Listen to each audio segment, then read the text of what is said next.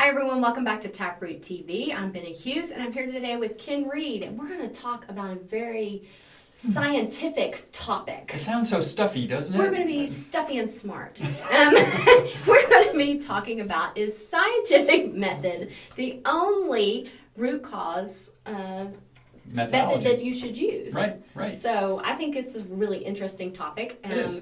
It really falls into a lot of what we teach on that's the opposite, really, of what we want to do. It is. The scientific method, so this was based on a blog article that Mark wrote. It was actually, as I read through it again, it's an excellent article. It really is. And it's really discussing, we've gotten comments from different experts that try to sell the scientific method as the root cause analysis method that you must use. So debunking things that go all the way back to like the 17th century. Yeah, I mean the scientific method's been around forever. Forever, right? yeah. And it's got some wonderful uses. Sure. It's what scientists use when they go out there and test things and check things out. But that doesn't mean you use the same thing for everything. Right. And we have found that this isn't necessarily the best method to try to do root cause analysis and instant investigations. Well, so what is the scientific method? Yeah, so the scientific method is, there's a lot of different definitions for it, and different flavors of scientific method. But in general, it is when you see something that you're interested in and you say, gee, I wonder if that happens because whatever it is, that's your hypothesis. Yes. I think it happens because You whatever. start assuming things. That's right. Yes. You make this thought in your head. I think that your iPad went dead because we left it on overnight or something like that. That's your hypothesis. Right. And then the scientific method will start gathering data to either prove or disprove the hypothesis. So, and it works wonderful in the scientific community. That you go out there and you have these great ideas and these thoughts, and you're an expert, so you know what questions to ask, and you know the kinds of things that could possibly have caused the thing that you're looking at, and then you go gather data to go figure it out. That's a start. It is. That's your starting place, right? So the first thing that you have to do is, first of all, you have to be kind of an expert in what you're researching. Yes. If you're a physics guy, you're probably not going to go research psychology. Right. So if there's a psychology problem, the scientific method won't work too well for you.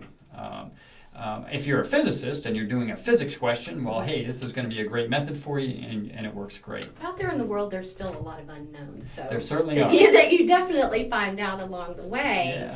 Yeah. So that leads to several issues. It Bias does. is one. Bias is a huge one.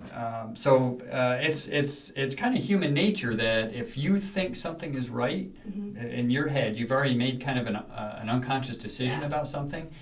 You start gathering data and gathering the information that supports your thoughts, Right. and discarding data that doesn't support your thoughts.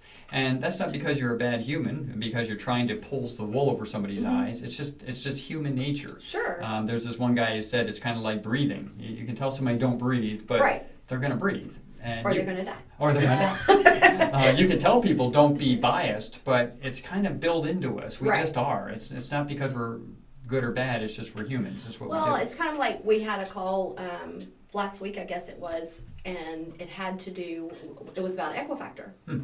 And they're wanting to find a problem with the piece of equipment and really didn't want to feel like humans played a part in that. So they kind of wanted to just not focus on that human performance. It's got to be the equipment. It's got to be the equipment, right? And that's a bias that the investigator may have, that hey, it's just an equipment problem, and I don't think it's a human problem. So we're going to focus on equipment issues. So this is the same kind of thing. When you're trying to use a scientific method, scientists have whole processes in place to try to combat this confirmation bias. They have peer reviews of articles that other people have to come in and review the article, and they've got whole systems in place to remove this confirmation bias, or at least limit it.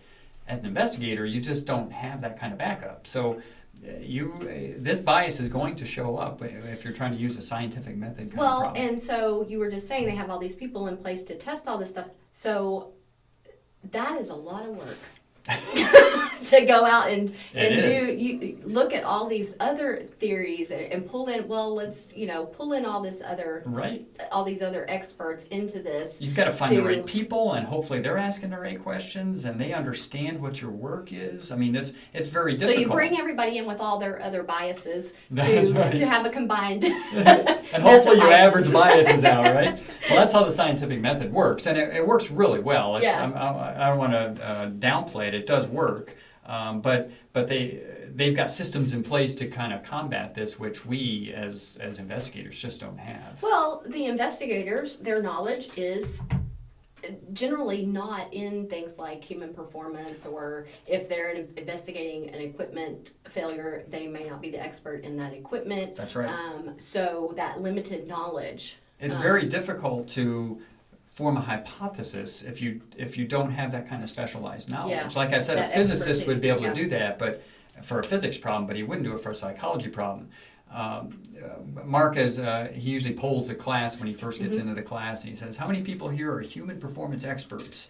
And we rarely get a hand go up. Every now and then somebody. Yeah, we did that this last, I think maybe one person Yeah. raised their hand or something. But then the next question is, well, how many people here are investigating human performance problems? And everybody raised their hand. Yep. And so we have non-expert people who are troubleshooting and investigating things that are outside of their purviews, things that they're not experts on. So So you're hypothesizing on things you have no clue about. right, you're going to guess that the thing that you're familiar with. I think it's a training problem. It's got to be. That's all I'm familiar with is training. So it must be a training problem. But if I don't know the questions to ask outside of training problems because I'm a training person, my hypothesis is not going to be very accurate. So And the potential for human error there's so much. it is. I mean, right. it's that's right.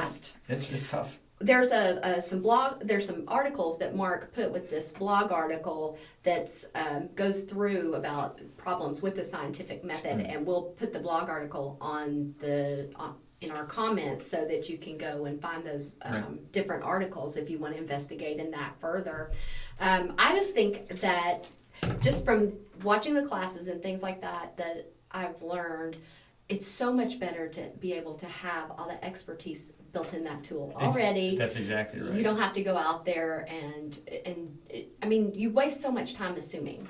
Right, and trying to figure it out on your own, and then not sure if you've got it, and not comfortable or not confident in your answers. Then what if you miss it? And then you might miss something, and somebody might get hurt again. Yeah. So while scientific method works great for very specific types of issues, it's really not designed as a catch-all problem-solving issue. It's designed for very specific things, and TapRoot's a much more. It gives you that kind of expertise kind of built in, so you don't have to hope you've got the right answers. So how can people learn that? Well, there's different things that they can do. It's funny you should ask that, Nana. So we've got, there's a lot of different ways to do this, and the best way is to attend one of our TapRoot courses. It's the best. And we have 2-day courses for the essential techniques, and then the advanced team leader course, the 5-day course for those that want to go It's my deeper into favorite. it. Me too. It's my favorite to teach too. It's fun to teach. And we can do either public courses that way on our website, or we can come right to your site and teach there. So That's our favorite too. that is also our favorite. I love going We to love people's to sites. do that. You learn so much about the company, and you get to really focus just on the company's You team. really do. But our public courses are there for people who don't have the ability to get everybody together at one time, or everybody's just scattered all over the Right. place, or maybe they just have a handful. They have a people. couple of people. Yeah. So we try to make it to where we've got an answer for everyone. That's right. To So- get them TapRoot trained, because we don't want you falling into one of these traps. That's right. for That's your right. investigations. That's right. Because The system is set up so nicely. There's really no reason to go reinvent the wheel and try to use something that isn't designed to be used this way. So, well, and in talking about those biases, you sit there and you can fight yourself, and then you can fight other people, Right. Because everybody wants to prove themselves correct. that's just human It nature. is It's what human we do. nature. Yeah. So So using something that kind of pulls all that out is really it is helpful. nice. It eliminates that. It can eliminate some of that fighting and Yep. everybody, because you just answer the questions. It is yes or no. That's right. You can say TapRoot told me to do that, and it's much easier. Exactly. Well, if you want to learn how to do the TapRoot methodology, then we can do, like he said, one of two things. We can do on-site training for you, or we can do our public course training. either one of these that you're interested in, just contact us. You can contact us at info@taproot.com. If you want to see where we have upcoming public courses, you go to our courses page on our website, and there's a listing there. I think we've already got 2020. We're out through on there. the middle of next year. We've got them out there. Yep. We're all over the world. Yep. Literally all over the world. Yeah. I mean, we're everywhere. Yeah. You can find a place to. It may be a couple of hour plane trip, but we try to make it very convenient for everybody. Or we'll just come to you, whichever way is easier. Or we'll just come to you. We love to do that. All right, guys. Well, that's it for today. Please go to we'll put this blog article up so you can go and see that. You can also see all kinds of other wonderful blog topics that we have up there. We put them up every week. Mm-hmm. And follow us on all of our social media. Definitely subscribe to our channel if you haven't subscribed yet. And let us know some of your, do you have people struggling with hypothesizing at your company when an investigation comes up? And if so, what's that done? I mean, have you found that to be a problem?